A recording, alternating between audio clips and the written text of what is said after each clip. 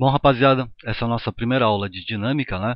E conforme eu converso com vocês informalmente em sala de aula, né? Se a cinemática descreve o movimento, a dinâmica explica o movimento, né? De que forma nós vamos fazer isso? Nós vamos explicar o movimento seguindo as 3 leis de Newton. Só que eu vou fazer o seguinte esqueminha para vocês. Nessa primeira aula, eu vou falar só sobre a primeira lei de Newton, né?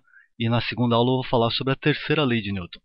Segundo a lei de Newton, nós vamos ter várias aulas que seria mais de aplicação. Nós vamos fazer os famosos exercícios de bloquinhos, ok?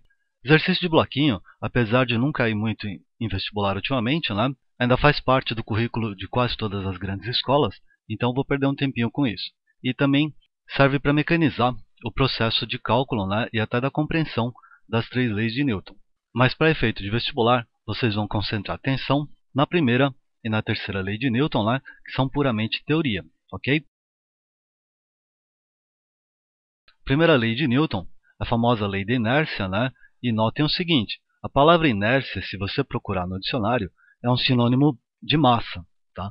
Mas a lei da inércia, eu vou enunciar para vocês, só preste atenção, não é necessário que vocês saibam repetir o enunciado em vestibular, tá? Vocês têm que entender, né, que o enunciado é passado de várias formas nos livros didáticos, né?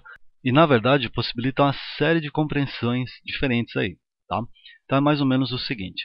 Na ausência de forças, ou quando a soma de forças sobre um corpo é zero, é nula, né? De duas, uma. Ele vai permanecer em repouso, se ele já estiver em repouso, ou ele vai fazer um MRU, movimento retilíneo uniforme, se anteriormente ele estiver em movimento. Esse é só um modo de enunciar a primeira lei de Newton, né? Mas logo de cara, quando eu falo para vocês, opa, se um objeto estiver em repouso e não for aplicada força nenhuma nele, ele continua em repouso, vocês falam para mim, né? Parece que meio óbvio, mas a segunda consequência é extremamente importante. Se você se colocar no contexto, né? Newton é mais ou menos século XVI, XVII, você pergunta para o seu professor de história, tá? E naquela época, o que eles acreditavam é que toda vez que houvesse um movimento, deveria existir uma força para manter esse movimento. E isso não é verdade. Você sabe até, você diz no dia a dia, né, que o movimento se mantém por inércia, quer dizer, ele se mantém mesmo na ausência de forças. Como é que pode ser isso aí? Imagina a seguinte situação. Faz de conta que você está num ônibus, é a situação que vários de vocês já passaram, né? De repente você vê uma menina bonitinha, você quer impressionar, né? Você resolve andar nesse ônibus sem segurar na barra, sem segurar em lugar nenhum, ok? Esse ônibus está numa velocidade v, horizontal para a direita, e de repente aparece um passarinho no meio do caminho e o motorista é obrigado a frear para não atropelar o passarinho. O que vai acontecer aí?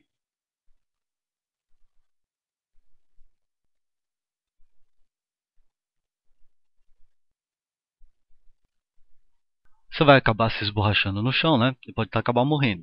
Na verdade, vocês dizem que vocês foram arremessados, né, através da janela do ônibus até cair no chão. Isso na verdade por quê? A palavra arremessar implica que haja uma força agindo sobre você.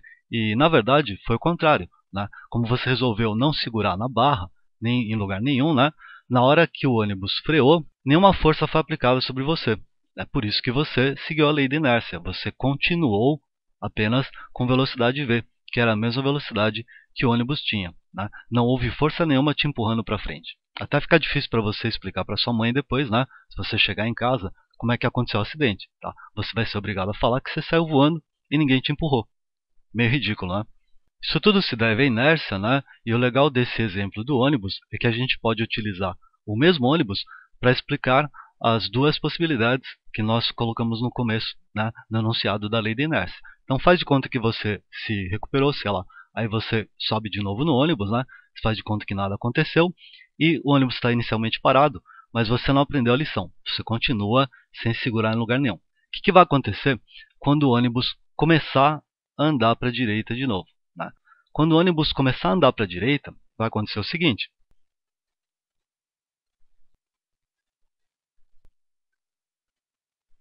Da mesma forma que no caso anterior, você disse que você foi arremessado para frente de forma errada, né? Aqui você diz que você caiu para trás e na verdade isso também é mentira. Por quê?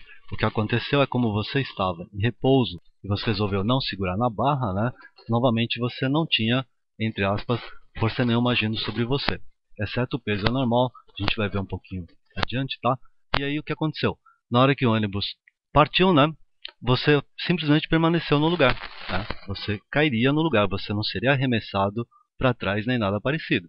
Então seriam as duas consequências, né, da primeira lei. Vocês lembram? Eu falei que na ausência de forças, ou quando a soma de forças fosse zero, né, se você estivesse em repouso, você continuaria em repouso. Foi o que aconteceu aqui no segundo caso do ônibus. Agora, se você estivesse em movimento, você continuaria em movimento retilíneo e uniforme. É claro que, a partir do momento que você for arremessado, entre aspas, para frente, né, como você está aqui na Terra, você sofre a ação da gravidade. Então você faria um arco de parábola até cair no chão. E não é bem isso que seria inércia, né? Inércia só seria possível em movimento retilíneo uniforme. Por que será que acontece isso? Vamos recordar o seguinte, né? Suponha que isso aqui é um carrinho visto por cima, tá ok? Se movendo com velocidade constante, vetorial, no caso, vertical para cima, tá bom? O que vai acontecer? Você pode ter uma força tangencial, né? Força tangencial tem dois resultados possíveis aqui. Força tangencial, por definição, seria sempre paralela à velocidade. Então, se eu fizer uma força tangencial no mesmo sentido do movimento, o que vai acontecer aqui?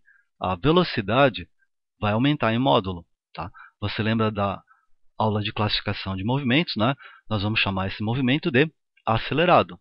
Tá? Se por outro lado você tiver uma força tangencial ainda na mesma direção, né? Só que em sentido oposto, o que vai acontecer?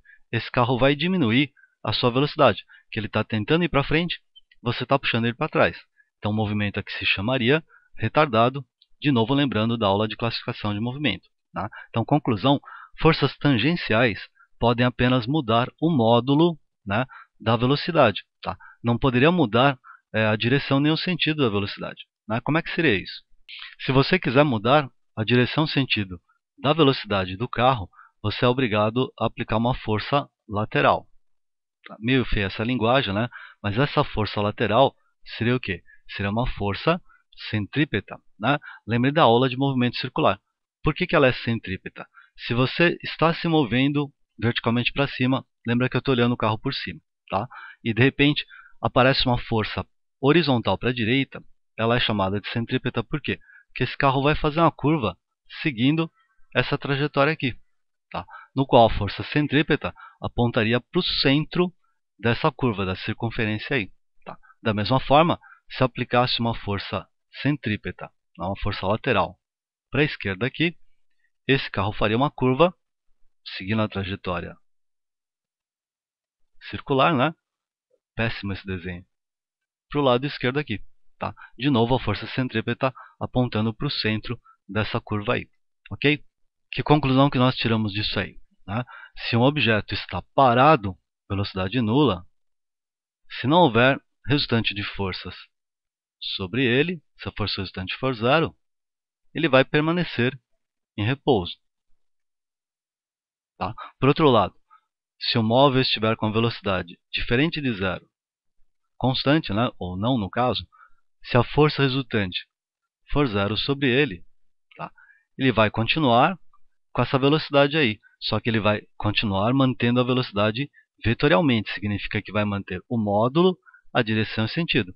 O único modo disso aqui poder acontecer é se ele tiver movimento retilíneo e uniforme. Por quê? Conforme eu acabei de ver na explicação anterior, se fosse uma curva, teria que haver uma força diferente de zero, que seria a força centrípeta, a resultante centrípeta. Tá bom? Como para haver inércia, a força resultante tem que ser zero, a inércia que nós estamos vendo aqui chama-se, em alguns livros, né, inércia de movimento. A inércia de movimento só é possível em movimento retilíneo e uniforme. Então isso aqui nos leva a uma outra conclusão. Nenhuma curva é mantida por inércia. Tá? Muita gente pensa, por exemplo, que a Lua orbita em torno da Terra, né, e que esse movimento é mantido por inércia. Os satélites artificiais também. Isso tudo é mentira. Tá? Por quê? Se você tem uma trajetória circular, os satélites fazem uma trajetória praticamente circular em torno da Terra.